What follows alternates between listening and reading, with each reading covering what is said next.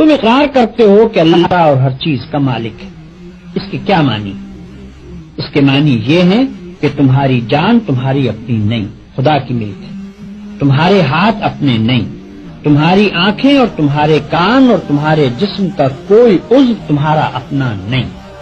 یہ زمینیں جن کو تم جوتتے ہو، یہ جانور جن سے تم خدمت لیتے ہو، یہ مال اسباب جن سے تم فائدہ اٹھاتے ہو، ان میں سے بھی کوئی چیز تمہاری نہیں.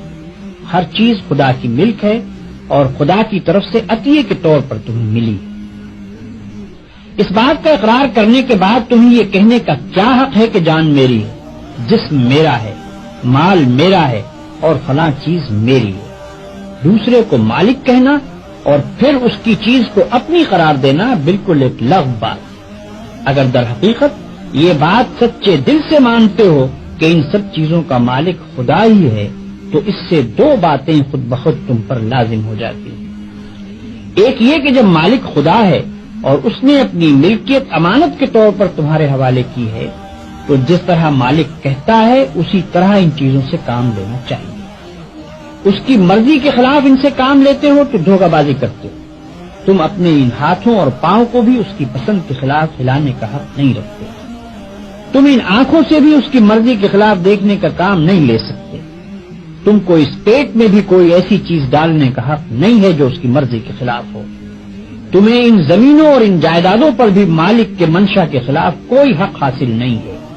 تمہاری بیویاں جن کو تم اپنی کہتے ہو اور تمہاری اولاد جن کو تم اپنی کہتے ہو، یہ بھی صرف اس لیے تمہاری ہیں کہ تمہارے مالک کی دی ہوئی ہے. لہذا تم کو ان سے بھی اپنی خواہش کے مطابق نہیں بلکہ مالک کے حکم کے مطابق ہی برتاؤ کرنا چاہیے. اگر اس کے خلاف کرو گے تو تمہاری حیثیت غاصب کی ہوگی.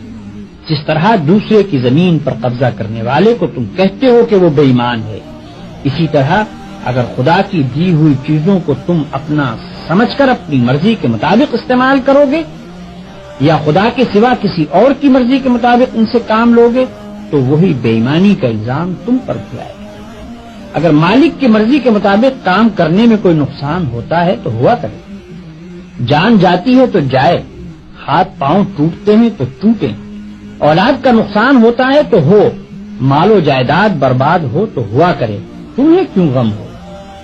جس کی چیز ہے وہی اگر نقصان پسند کرتا ہو تو اس کو حق ہے